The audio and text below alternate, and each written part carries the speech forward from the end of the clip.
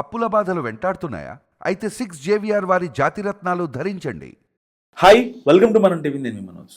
నారా లోకేష్ తరచూ ఢిల్లీ వెళ్తున్నారు, మోడీని కలిసి వస్తున్నారు. ఇంతకుముందు సీఎం చంద్రబాబు ఎలా వెళ్ళేవారో ఇప్పుడు నారా లోకేష్ కూడా అలా వెళ్ళి రాష్ట్ర ప్రయత్నాల గురించి మాట్లాడుతున్నారు, కొత్తగా పెట్టుబడుల గురించి మాట్లాడుతున్నారు. కానీ ఇక్కడ ఏపీలో జరుగుతున్న చర్చ ఏంటంటే ఎందుకు తరచూ వెళ్తున్నారు, దాని గురించే లోకేష్ మాట్లాడారు. కొన్ని కీలక విషయాలు కూడా ఆయన చిట్ చాట్లు చెప్పిన పరిస్థితి. మాట్లాడదాం. మనతో పాటు కట్ట కార్తీక్ గారు అయ్యారు. నమస్కారం అండి.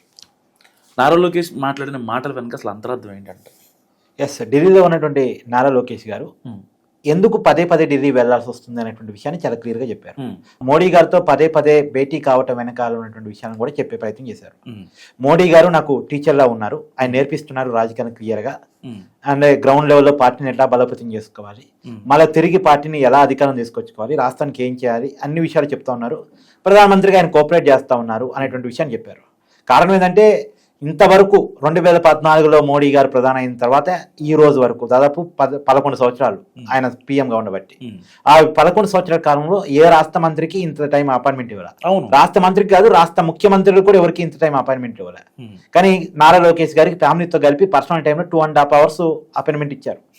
ఏ కేంద్ర మంత్రికి, ఏ జాతీయ పార్టీ అధినేతకి, ఏ ప్రాంతీయ పార్టీ అధినేతకి, ఏ రాష్ట్ర ముఖ్యమంత్రికి ఇవ్వని విధంగా నారా లోకేష్ గారికి ఇచ్చిన ఇంపార్టెన్స్ ఏ కార్పొరేట్ వ్యక్తికి కూడా ఇవ్వనంత టైము నారా లోకేష్ గారికి ఎందుకు ఇచ్చుంటారని చర్చ పెద్ద ఎత్తున జరిగింది. మధ్య కూడా ఒక్క నిమిషం, ఇప్పుడు మీరు అన్నమాట చెప్తున్నాను. ఇప్పుడు వైసీపీ వాళ్ళు ఏమంటారంటే చాలా మంది మంత్రులు ఉన్నారు, ఎందుకు నారా లోకేష్ మాత్రమే వెళ్ళాలి అనేది. ఆ బయట కూడా వస్తాను. తర్వాత మళ్ళీ గంట సమయం మొన్న మధ్య లేటెస్ట్ గా మోడీ గారికి ఆయన అమరావతికి వచ్చినప్పుడు పిలిచి మరీ అపాయింట్మెంట్ ఇచ్చారు. ఇప్పుడు ప్రధానమంత్రి గారు అపాయింట్మెంట్ కావాలని ప్రతి రాష్ట్ర మంత్రికి ఉంటది, కానీ ప్రధానమంత్రి గారు ఇష్టపడి నారా లోకేష్ గారికి అపాయింట్మెంట్ ఇస్తున్నారు, పిలిచి మాట్లాడుకుంటున్నారు. ఇప్పుడు నారా లోకేష్ గారిని పిలుస్తున్నప్పుడు నేను రానండి పక్కన వాళ్ళు వస్తారని అంటే బాగోదు, అట్లా అది కుదిరే పని కాదు. నారా లోకేష్ గారిలో ఏదో ఒక బాండింగ్ ని మోడీ గారు చూశారు, వాళ్ళిద్దరి మధ్య ఏదో బాండింగ్ ఏర్పడింది ఒక రకంగా చెప్పాలంటే. సో అది కొనసాగుతూ ఉంది. తర్వాత నారా లోకేష్ గారు చెప్పిన ఇంకొక మాట ఏంటంటే ఆంధ్రప్రదేశ్ లిక్కర్ స్కామ్ లో ఈడీ యాక్టివేట్ కాబోతుందని. నిజానికి ఈడీ రంగంలో దిగింది, కానీ సరిగ్గా యాక్టివ్ గా లేదు. ఇక రాబోయే కాలంలో కొద్దిగా యాక్టివ్ గా ఈడీ పనిచేయబోతోంది అనేటువంటి విషయాన్ని చెప్పారు. లిక్కర్ స్కామ్ జరగలేదని వైసీపీ ఒట్టేసి చెప్పగలదా? లిక్కర్ స్కామ్ మీద మేము స్పీడ్ పెంచాము, ఈడీ రంగం సిద్ధం చేస్తుంది. ఇప్పటి వరకు లిక్కర్ స్కామ్ స్టేటస్ ఎలా ఉందంటే అప్ అండ్ డౌన్స్ గా ఉంది. చాలా మంది వస్తున్న విమర్శ ఏంది, బిగ్ బాస్ అంతిమ లబ్ధిదారుగా చెప్పబడుతున్న జగన్మోహన్ రెడ్డి గారి విచారణ ఎందుకు కొనసాగట్లేదు అనేది ఒక ప్రశ్న.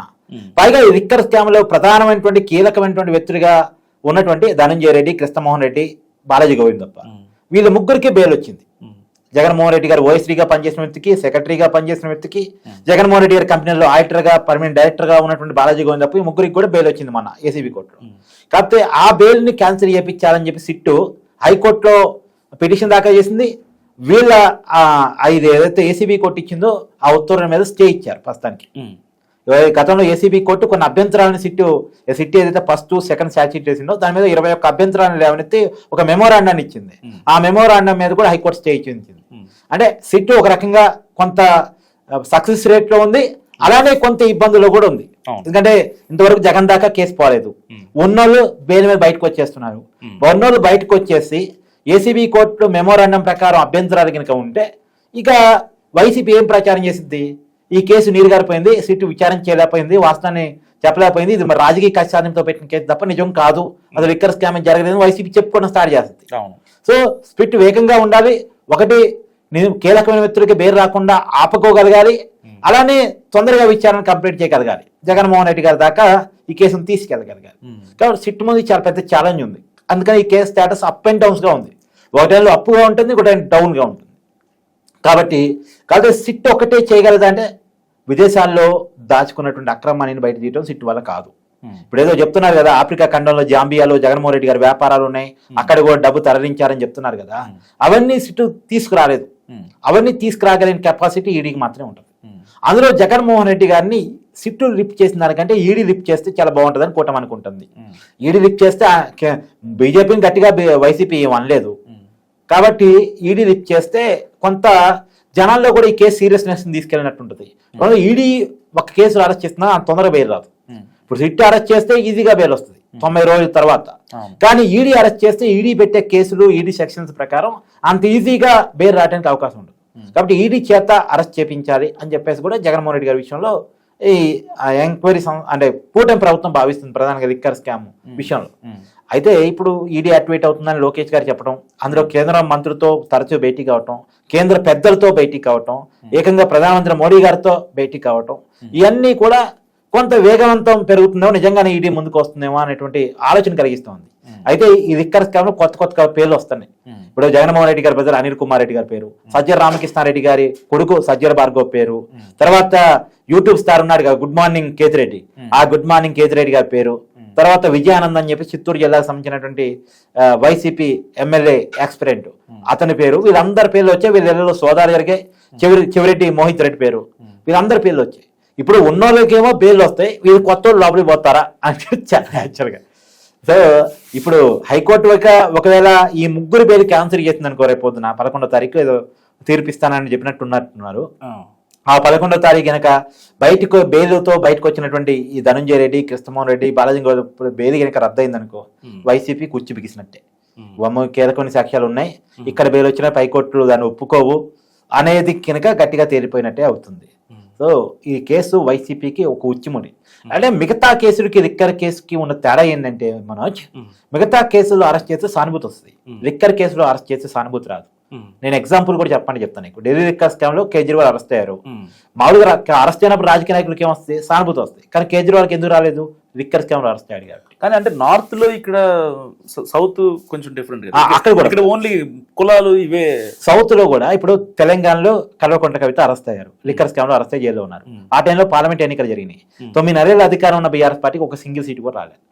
ఎందుకంటూ ఇప్పుడు దేశవ్యాప్తంగా తన పార్టీని విస్తరింపజేసుకొని ఢిల్లీ అధికారాన్ని చూపించి పంజాబ్ లో కూడా అధికారం తీసుకొచ్చుకున్న కేజ్రీవాల్ ఎమ్మెల్యేగా గెలవలే.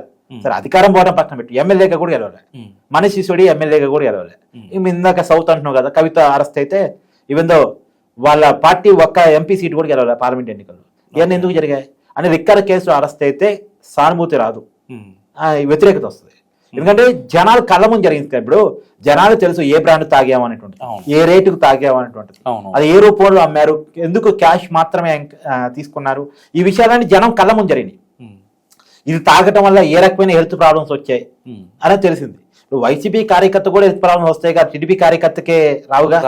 ఇప్పుడు వైసీపీ కార్యకర్తకు కూడా తెలిసింది కదా, నేను జగన్మోహన్ రెడ్డి గారి పరిపాలన కాలంలో ఈ బ్రాండ్ తాగటం వల్ల నా ఆరోగ్యం ఇబ్బంది అయిందని.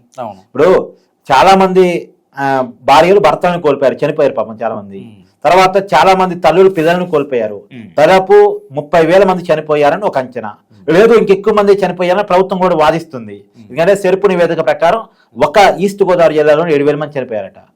ఈ రకం చెప్తే స్టేట్ వరకు ఎంతమంది చనిపోయి ఉంటారు? సరే అంతమంది చనిపోయి అనుకోకపోయినా 30,000 రైట్ అనుకుందాం. 30,000 చనిపోవడం అంటే చిన్న విషయం కాదుగా.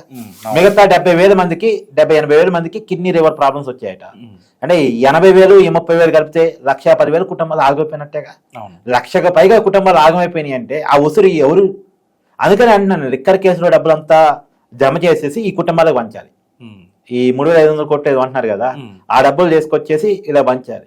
నిజానికి మళ్ళా చెప్తున్నా మనోజ్, ఇది 3,500 కోట్ల కుంభకోణం కాదు, ఇది చాలా పెద్ద కుంభకోణం. కాకపోతే ఏంటంటే అంతా బయట తీయలేరు, డబ్బు రూపంలో అమ్మారు, తీసుకున్నోడు తెలుసు, ఇచ్చినోడు తెలుసు. ఇప్పుడు ఇచ్చినోడు ఎంత ఇచ్చారనేది కరెక్ట్ గుర్తుపెట్టుకున్నాడు, ఏ రోజు ఏ బాటిల్ కొన్నాడు ఏమన్నా రాసి పెట్టుకుంటాడు, అసలు కష్టం రాసి పెట్టుకున్న దాన్ని నిరూపించలేడు. సరే తీసుకున్నాడు నేను తీసుకున్నా అని చెప్పలేడు. కాబట్టి ఇది ఇవన్నీ నిరూపించడం కష్టం. కనీసం ముడుపులన్నీ నిరూపిద్దామని సిట్ అనుకుంటుంది. ఏదైతే బ్రాండ్లు అమ్మారో ఆ బ్రాండ్ల నుంచి తీసుకున్నటువంటి ముడుపుల వరకు నిరూపిద్దామని అనుకుంటున్నారు. సో కాబట్టి ఆ మేరకు ఏమైనా ఈ కేసును తీసుకురాగలరో చూడాలి. సో ఇది కట్టాకత్తికల్ అనాలిసిస్ చూస్తూనే ఉండండి మనం టీవీ.